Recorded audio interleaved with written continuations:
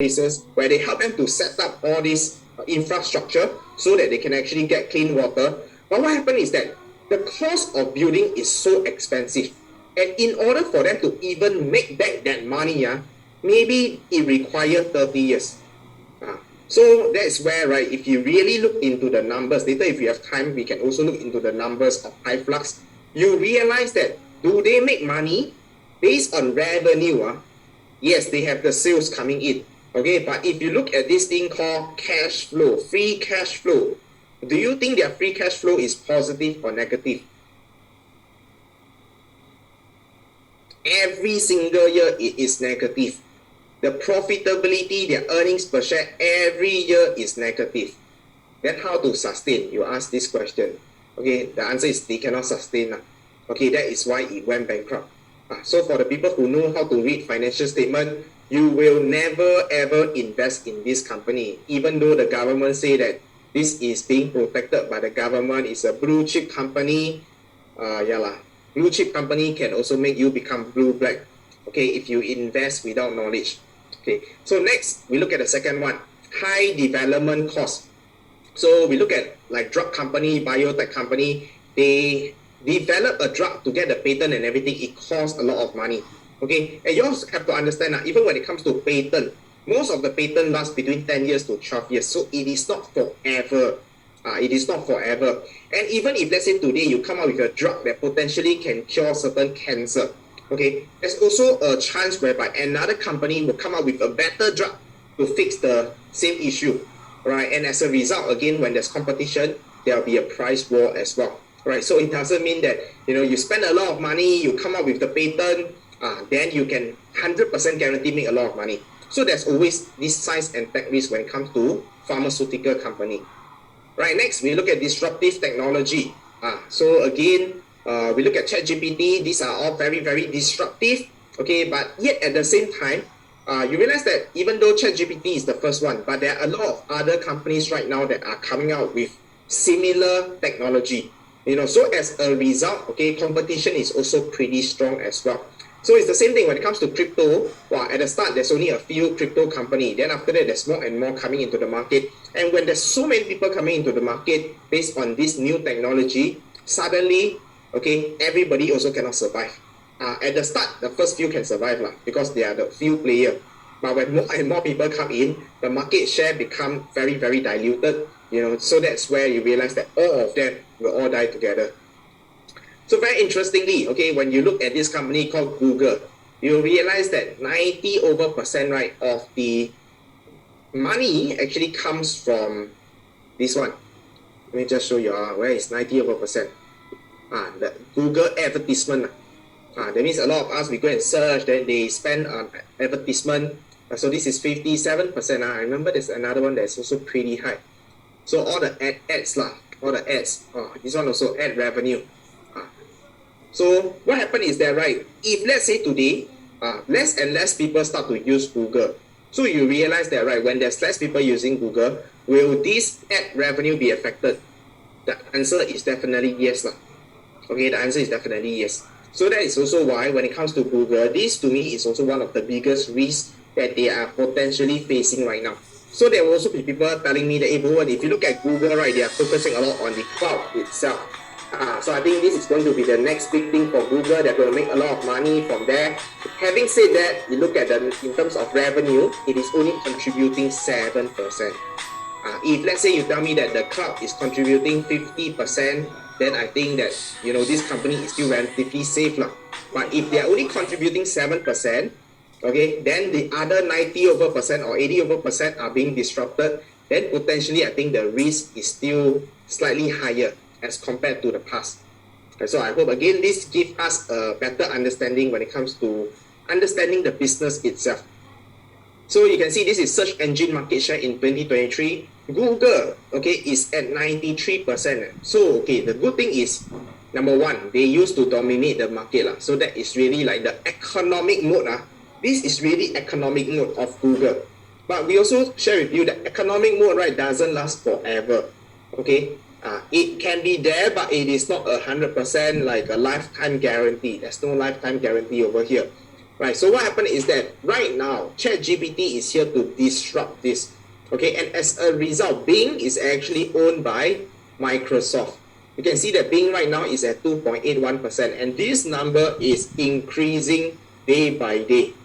Okay, increasing day by day. So just imagine if 2.8% increase to 5%, some of us might feel that that's not a lot, right? But just imagine 2.8 to 5%, that's a 100% increase, okay, when it comes to the number of users.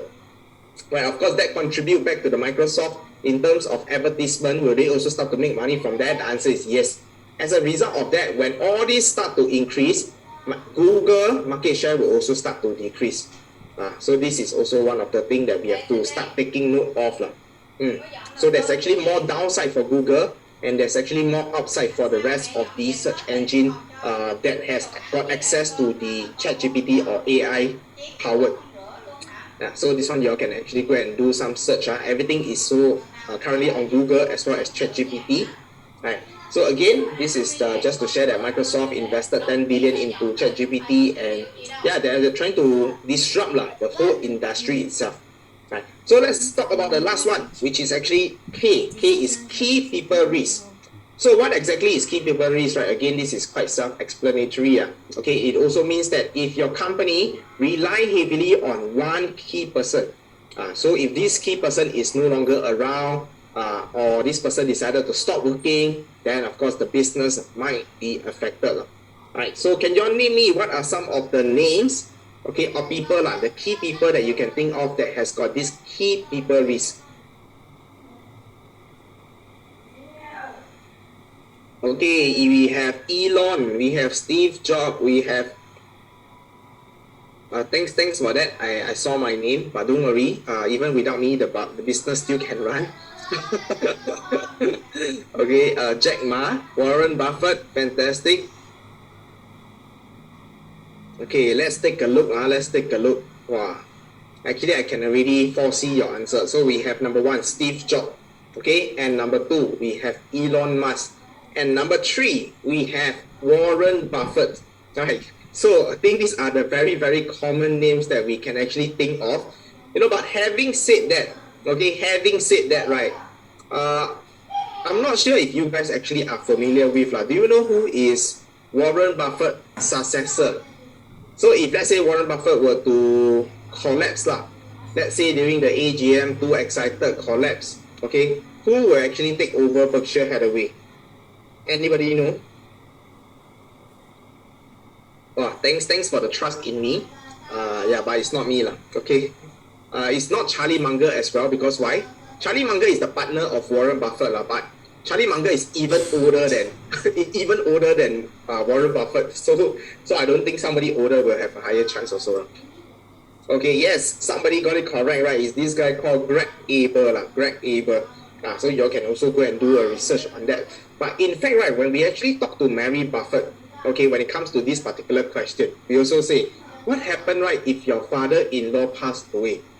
So the answer that she told us, right, is pretty interesting. She said that the share price confirm 100% guarantee will drop. Okay, and when the price drop, she will go and buy them. Okay, so reason being is because, right, okay, what happened is that all these people that is being groomed by Warren Buffett, they all have the same investing philosophy. Okay, in terms of skill set, I think they are pretty much on par. They are pretty much on par. So as a result of that, right, the system is already there. So even without Warren Buffett, okay, I will say that the rest of the successor will be equally competent, okay, to continue to grow the business, to continue to pick great company to invest in, right? So as a result, to many people, this might be a risk, but to Mary Buffett, this is an opportunity. Okay, but of course, having said that, she's not cursing her father-in-law to go that early, okay? But I think this is where we have to understand. Sometimes we thought that there's a risk or there's a key person risk, but in many times, right, actually the risk is not so drastic. Same goes for Elon Musk. Okay, how many of you have read the news previously when Elon Musk was very busy with another company called Twitter? Okay, and as a result, right, investor actually asked Elon Musk to step down from the CEO of Tesla itself, right? So what happened is that, right, there was actually news that the CEO of China Tesla to take over as the main CEO of the whole company, right? And this news, right, when it comes out, right, y'all make a guess. Did the share price go up or the share price go down? That means the news of the China CEO taking over as the main CEO. Most of you put down, right? Okay, but in fact, the share price went up. So what does this mean? To us, Elon Musk is a key person. But to the investor, right, they feel that Elon Musk is the risk. So without Elon Musk, actually, right, the business might be more better managed. All right, because why? Elon Musk he is one person that is managing a lot of billion-dollar company. But do you think a normal human is able to handle so many things at one go? Okay, so to the investor, right, they feel that, this crazy person, it's better for him to step down and let somebody who totally 100% focus on running the business to run the business. Right, so again, to me, is there any key person risk when it comes to Elon Musk? To me, not so much. Okay, to me, not so much. Okay, at least, right, for Tesla company. Maybe for some of the other project like SpaceX, okay, or some of the other mini project that Elon Musk is working on, yes, maybe there's a key person risk because Elon Musk is the one that is pushing things to happen. But for Tesla, I would say that the business is already self-sustainable. There's already a system in place. In fact, if you go to the company itself, maybe you can ask the staff, have you ever met your boss? If your boss is not around, will anything happen? They'll tell you, I've never met Elon Musk before. The business run because there's certain processes that's already in place. Right. So again, as the business start to become bigger and bigger, right, it is no longer about 1 or 2%. Usually it's the system and the culture that is actually continuing to build the business. Right, of course, we look at Steve Jobs itself. Same thing. When Steve Jobs, passed away, the share price did drop for a short period of time. Okay, and subsequently, Tim Cook took over. And guess what? You all can take a look at the performance of Apple. In fact, the performance of Apple performed even better. Okay, with Tim Cook becoming the CEO of Apple. So again, same thing, right? Okay, I'm just trying to further clarify that this key person risk, in many times, I would say most of the big company, the risk is usually not that significant. Okay, the risk is not so significant. If it's a small company, a small startup, okay, I would say that the risk is going to be relatively higher. But usually for big companies, the risks are not so dramatic, right? Right, so let's do a quick activity, okay, so that we can actually understand this thing called risk itself. So can you share with me, okay, y'all put inside the chat can you share with me, what do you think is the biggest risk, okay, when it comes to investing in the stock market? So maybe you can put in things like lack of knowledge. Some of you say that my friend is the biggest risk, always tell me the wrong company. So y'all can put in the chat. What is the biggest risk that you personally are facing when it comes to investing in the stock market? Lack of knowledge, emotion, listen to friend. It's okay, that one is very easy one. Just change your friend can already. Find new friend. Federal Reserve. Okay. Not knowing the companies and act on impulse. Worst scenario. Lack of confidence. All in. Wow, I love that. All in. Okay. No knowledge. Political news. Never do research. Recession. Lack of diversification. Okay, so very importantly, right, if today, right, you already identify all these things as your risk, okay, what do you think can be done, right, for you to reduce the risk? Can you tell me, based on the risk that you have actually put in right now, I want you to also start thinking, if I know that I have lack of knowledge, what is the thing that I need to do to reduce this risk? So some of you put learn. What about emotion? If you know that you are very emotional, what can you do to make yourself less emotional? Education and practice, yes. Set certain rule, okay, yes, fantastic. Okay, again, this is a very, very important thinking process. A lot of times, right, when we invest, we don't really reflect on our mistake. So if you don't reflect and learn from your mistake, what happens is that you keep on repeating the same mistake again and again and again. Right, then you will never learn. Okay, E-friend, yes, practice, follow a proven system, be objective. If emotional, don't trade. Yes, great. Any more? Yeah, so y'all can also take reference from some of your other friends, right, who are over here. Okay, maybe what they say will also apply to you. So we also want to learn from everybody in this particular community as well. So I love this quote by Warren Buffett. Okay, risk comes from not knowing what you are doing. So what happened is that, right, a lot of times people will always tell me, hey Bowen, I think the risk, right, in the stock market is, usually is the company, there's a company risk, there's a market risk, there's a political risk, there's the risk of war going on, there's risk of inflation, there's this risk, that risk. Okay, but I always tell them, okay, irregardless of what risk, so far, right, based on my understanding, the biggest risk is never about the market. Okay, the biggest risk is always you, the person who is clicking on the button and buying and doing all the purchases. Okay, why do I say that? Is because, right, you realize, for example, back in 2020, when the stock market go all the way up, okay, if you look at the chart, right, 2020, right, was a super bull run. So technically, right, in a super bull run, majority of the people should make money. In fact, everybody should make money because the market every day just keep going higher and higher. But you realize that, right, not everybody actually make money in 2020.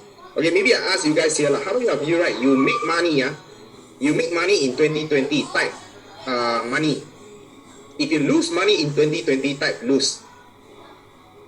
So for those of you who already invested, y'all can type it in. Again, we are not here to judge anyone, so don't worry about us knowing whether you lose money. I will not tell your spouse, I will not send this to your family member. Some say missed opportunity. Okay, so can you see, very interesting, very interesting. Super bull run, the market every day just go higher and higher and higher. Okay, but you realize actually in the community, right, the group over here, right, why is it that majority of the people actually lose money? All right, so it is never about the market. Okay, it's actually about us, how we manage our own emotion, and also do we have a proper investing system to actually start investing as well. Right. So right now, I want you guys, right, to actually do this practice, okay, in terms of what we have actually gone through on the ASK, okay, authority risk, science and tech risk, and key person risk. We are going to use this thing called Padlet. Okay, Padlet. So what happens is that later on, when you go to Padlet, it will look something like this.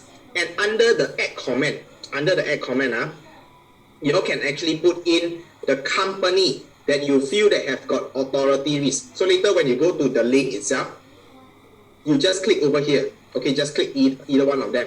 Okay, and I want you to put in company, in the company name inside here. So you can fill in for all three as well. And later on, all of your answer will be all consolidated over here. Then we can all learn from each other when it comes to what are some of the risks, okay, or company that have got all these risks under the ASK itself. So where can we actually get the link itself? Okay, so here we go. This is the link. You can use your, okay, so for this exercise, right, for easier sake, you can use your handphone to actually go and screenshot or scan the QR code. If you are using your laptop, then of course you put in the URL, rebrand.ly/BOSMBAMAR. I think the chat right now is disabled. Okay, yeah, correct. Yeah. So y'all can also click on the link itself. Then y'all can actually, for those of you using the desktop or laptop, you can actually use that. Right, for those of you, you can also use your phone to scan it and then use your phone to actually insert the answer. So I'm going to give you guys a 10-minute, 10-minute working break. Okay, so working break means that, okay, while you go for a break, I want you all to also complete this little exercise and fill up this spreadsheet, okay, inside the Padlet. So the time now is 2:29. Okay, let's take 11-minute break. Okay, come back sharp at 2:40. Can everybody type in 240 in the chat?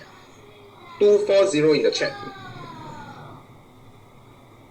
Alright, so go and have your break, okay, have some coffee, and at the same time, once you are done with your coffee and your toilet break, go and complete this Padlet, and I'll see you guys sharp back here at 2:40.